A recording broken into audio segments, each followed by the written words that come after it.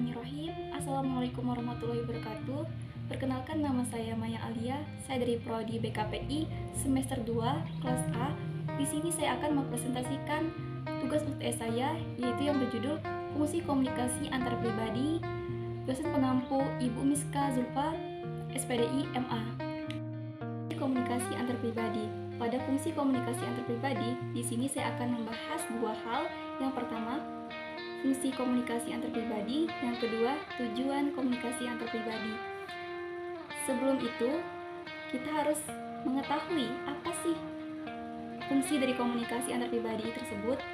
Apa itu komunikasi antar pribadi?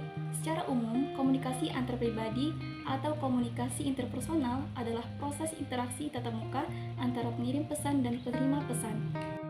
Ada berapa sih fungsi komunikasi antar pribadi? Nah, di sini kita harus mengetahui apa saja sih fungsi dari komunikasi antar pribadi ini.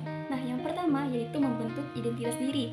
Dalam artian bahwa komunikasi antar pribadi dapat membantu kita membentuk identitas diri yang didasarkan pada hubungan dan pencitraan diri. Yang kedua, memahami diri dan orang lain. Pemahaman kita tentang diri sendiri dan orang lain dapat diperoleh melalui interaksi yang kita lakukan dengan orang lain dan bersedia membuka diri atau self-disclosure kepada orang lain. Yang ketiga, mengembangkan hubungan interpersonal, yaitu membina hubungan dengan orang lain memungkinkan kita untuk saling berbagi dan menjadikan kita menjadi lebih positif terhadap diri sendiri. Yang keempat, yaitu menyesuaikan diri. Teori akomodasi komunikasi menyatakan bahwa pembicara akan menyesuaikan atau mengakomodasi gaya berbicara pendengar dalam rangka untuk memperoleh persetujuan sosial dan efisiensi komunikasi yang lebih besar. Selanjutnya, yang kelima, memperoleh informasi. Hal ini dapat membantu kita untuk berkomunikasi secara lebih efektif dengan orang lain. Yang keenam, mengurangi ketidakpastian. Terkait dengan informasi yang diperoleh selama proses komunikasi, berbagi informasi yang kita bagi dengan begitu juga sebaliknya dapat mengurangi sejumlah ketidakpastian yang dialami. Yang ketujuh, mempengaruhi orang lain.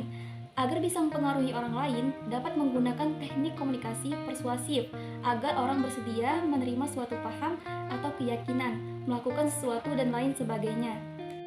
Yang kedelapan, manajemen konflik. Konflik interpersonal atau konflik antar pribadi merupakan salah satu dampak ketidakefektifan komunikasi antar pribadi atau disebut juga sebagai dampak komunikasi interpersonal yang tidak efektif.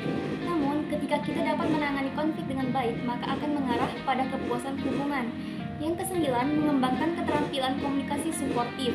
Komunikasi suportif adalah komunikasi interpersonal yang membantu individu untuk berkomunikasi secara akurat, terutama dalam situasi dan kondisi yang sulit. Yang terakhir, yang ke-10, mendeteksi kebohongan. Mendeteksi kebohongan dapat dilakukan salah satunya dengan menggunakan metode wawancara. Melalui wawancara dapat mengidentifikasi ketidakkonsistenan antara jawaban dan bukti yang ada. Contohnya, seseorang yang meyakinkan kita bahwa dia itu berkata jujur atau benar. Namun, saat kita melihat dari bahasa tubuhnya, sebenarnya dia sedang berbohong. Selanjutnya, saya akan membahas tujuan komunikasi antar pribadi. Apa sih tujuan komunikasi antar pribadi? Yang pertama, mengenal diri sendiri dan orang lain. Salah satu cara untuk mengenali diri sendiri yaitu dengan cara komunikasi antar pribadi. Komunikasi antar pribadi memberikan kesempatan untuk membincangkan diri sendiri. Dengan membincangkan diri sendiri kepada orang lain akan mendapat perspektif baru tentang diri sendiri.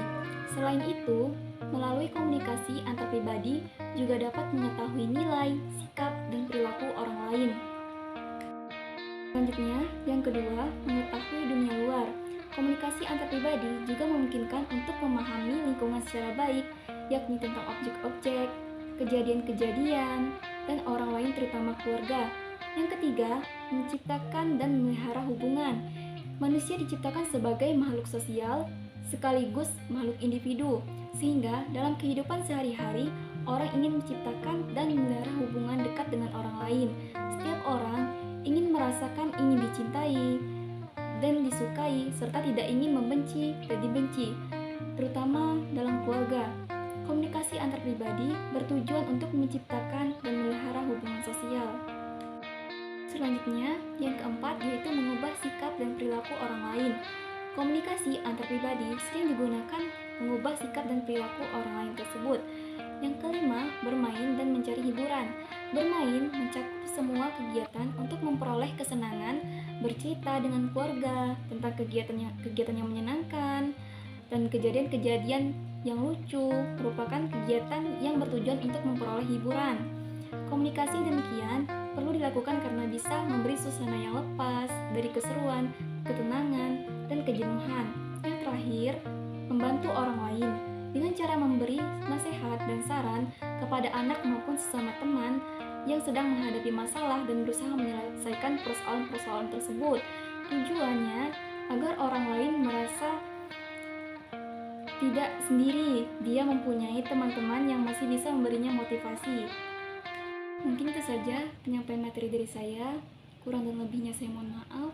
Wabillahi taufiq wal hidayah. Wassalamualaikum warahmatullahi wabarakatuh.